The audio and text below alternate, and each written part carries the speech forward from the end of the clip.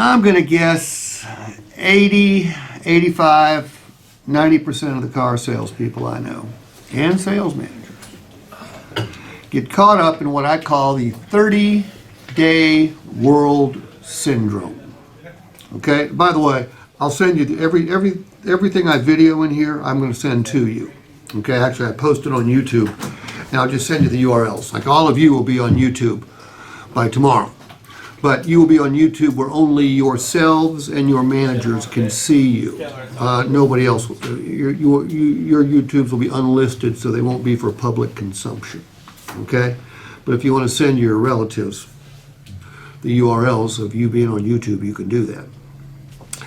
The 30-day world syndrome. In our business, the financial statement for a car dealership runs from the first of the month to the last of the month. Okay?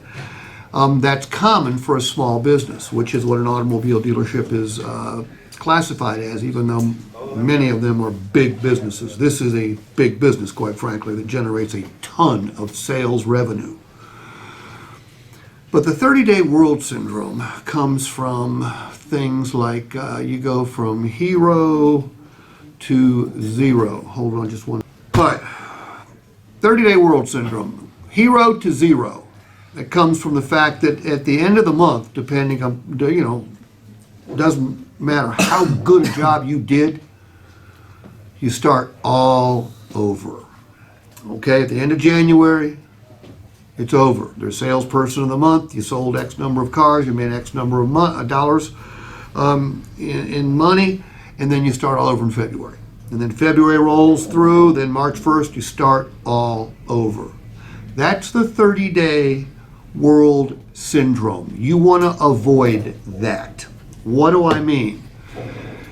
You want to treat every customer you sell as a potential lifetime client. What's that mean? Well, that means you have to become their favorite car salesperson.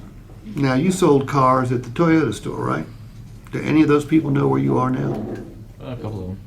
Just a couple of them. Okay, shame on you. Okay, well, you didn't know me then, so I can't blame you. From now on, I'll blame you. How often should you contact a customer after you help them buy a car or a truck? We got like a 2-day, a 2-week, and then it's like a month. We call them. So 2-day, 2-week, and a month, then you forget about them? I mean, no, but that's just like our Yeah, that's what the CRM requires you to do. Okay, well, don't forget, CRMs are put together by software people, not salespeople as a rule. The best salespeople I know stay in touch with their customers every single month. Now, that sounds like someone's being a pest. Nope, not if you do it correctly. Touch every one of your customers every month by phone, voicemail, or email. Don't sell them. Rather, offer to serve your customers, and they will in turn serve you. Make sure you know what every customer does for a living. Offer them referrals. Now, how many of you have been told that referrals are really important in this business? Okay. How have you been taught to get referrals? Ask for it. How successful is that? Not very. I haven't seen it work in 41 years. I was taught during the delivery process to get the names of 5 people looking for a car with their addresses and their telephone numbers. How many of you, look, we're in the business. We don't know 5 people looking for a car. It was a dumbass thing to be taught, but I did it because I was a dumbass. Never worked. And then we were told, when we called the customer on a follow-up, to ask them for a referral. Ty, who do you know in the market for a car these days? Not enough. If they gave you any name or number at all, it was probably a fake name and fake number. Okay? But I ran into a fellow. His name is Tom. I'm not going to give you the dealership name because I'm on tape. I'll tell you when I turn off the tape where he's from. Small town. And he makes between $450,000 and $500,000 a year helping people buy cars, mostly used. Okay, he sells Chevrolets, sells several GM lines, but mostly used. And when I heard about this, it was in one of my seminars, when the dealer told me what sort of performance he had, I went over and visited him after the session and sat down with him and picked his brain. I mean, I wanted to know how he does it. And he did it in a manner that I had never heard of before. In fact, he called me a dumbass a couple times, but you know what? A guy making that kind of money can call me a dumbass. He said, Steve, people like you teach people the wrong way to do things sometimes. I said, well, clue me in. He said, you probably teach people to ask for referrals, don't you? I said, well, yeah, it's an important part of the business. He goes, you're a dumbass. I said, why's that? Again, I had enough respect for him that he can call me a dumbass. He said, look, when you ask somebody he said, first of all, if you buy a car from me, chances are I had the right vehicle and I had the right price, okay, and I was a decent person. Wasn't like we bonded. Wasn't like we became friends during the process. He said, look, the relationship with your customer begins after the sale. Now, you got to be a decent human being during the sale, but the real relationship begins afterwards. He said, Steve, I contact my customers every single month, either by email or by telephone. And I knew he averages selling close to 60 cars and trucks a month. So I knew that his database had to be massive. I also knew that nobody could talk to that many people during the course of a month and still sell 60 vehicles. So I called BS on it. He said, Steve, I didn't say I talked to him. I said I contacted him.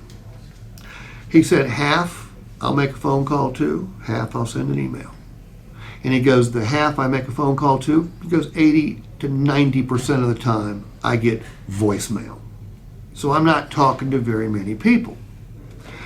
I said, well, you gotta be making a lot of people mad. He goes, what are you talking about? I said, you gotta have a lot of people that tell you to quit calling, quit emailing. He goes, sure. He goes, I have people that will say, hey, Tom, I'm never going to forget you. You don't have to call me every month. I'm never going to forget you. You don't have to email me every month. Then I'll put them on a quarterly schedule. I said, what do you say to them? He said, I say the same thing every single time. I said, I got to know what that is. I'm on the edge of my damn seat. He said, I'll show you. So he opens up his database, picks out a Mrs. McGregor. He says, Mrs. McGregor is in the office products business because he makes a note in his database about what his customers do for a living. And you'll understand why in just a few minutes. So he dials, puts it on speaker, dials it, and he says, Steve, whether she answers or I get voice message, I'm going to say exactly the same thing. I said, okay. Ring, ring, ring. Sure enough, it goes to voice message. And this is the message that he leaves. By the way, his email message is exactly the same. And when they answer the phone, it's pretty much exactly the same. And the message goes like this. Mrs. McGregor, this is Tom from name of the dealership. No need to call me back unless there's something I can do for you. I remember you're in the office products business. Anytime anybody's ever looking for office products, I'm always going to send them to you. This is Tom from the dealership name, your car salesperson. Have a great day. That's it. Emails read the same way. No need to call me back unless there's something I can do for you. Now, a salesperson, isn't a salesperson always looking to have the customer do something for them? If you knew anybody looking for a car, give me a call. We got a special going on this month. Know anybody looking for a truck? Give me a call. Just got in a whole bunch of new used cars. Know anybody looking for a used car? Give me a call. That's the type of message a salesman leaves. Someone who's trying to build a relationship with somebody is always offering to be of service. That's what you need to do. By the way, he gets between 20 and 30 referrals every single month, and he's never, ever, ever asked for one.